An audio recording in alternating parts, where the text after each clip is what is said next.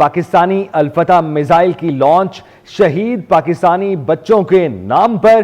पाकिस्तान उन मासूम बच्चों की शहादत को ना भूला है ना ही भूलेगा। ये पाकिस्तानी मासूम बच्चे भारत की पाकिस्तान में जारहियत में शहीद किए गए थे। अहम खबर से मुताल्लिक आपको अपडेट किया जा रहा है कि पाकिस्तानी अल-फतह मिसाइल की लॉन्च शहीद पाकिस्तानी बच्चों के नाम पर कर दी गई है। पाकिस्तान उन मासूम बच्चों की शहादत को भूला है ना ही भूलेगा। ये पाकिस्तानी मासूम बच्चे भारत की पाकिस्तान में जारहियत में शहीद किए गए थे। अभी मैं आऊंगा वापस ब्रिगेडियर रिटायर्ड वकार हसन साहब की तरफ।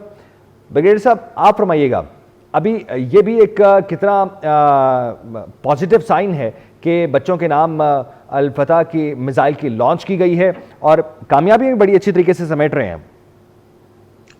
जी बिल्कुल, देखें ये तो इस्लाम ने तो फर्ज करार दिया। और पहले तो सारी अवाम लड़ती थी नेशन एट आर्म, लेकिन अभी चूंकि प्रोफेशनल फोर्सेस का दौर और मुझे उम्मीद है जरूरत पड़ेगी तो हमने खुद वॉलंटियर किया।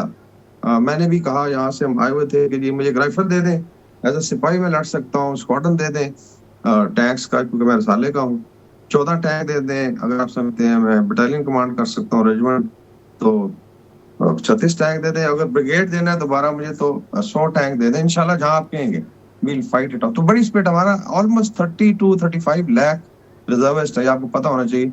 और आपने देखा रिजर्विस्ट भी सामने आए तो तीनों सर्विसेज के, they are ready to join. लेकिन माशाल्लाह इतना प्रोफेशनल आई थिंक तैयारी है हमारी फोर्सेस की कि फिलहाल उन्होंने कहा जी कि ठीक है जरूरत पड़ेगी तो आपको कॉल करेंगे।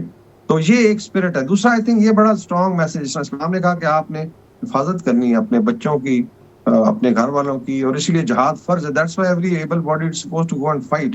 कि ये जो बच्चे हमारे शहीद हुए, चाहे वो मुरीदके में थे, इस तरह हमारे कर्नल साहब, उनका बेटा मुजफ्फराबाद में शहीद हुआ, बहावलपुर में, ये they are not children of a lesser God.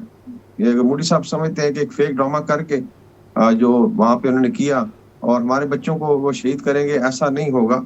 Now we will not allow it. और आई थिंक आर्मी चीफ ने पहले भी कहा था कि हमारे एक भी शख्स की जो लाइफ है it is more important than any relationship with any other country. So I think this is the kind of leadership that we have. इस तरह पॉलिटिकल लीडरशिप का बड़ा रोल है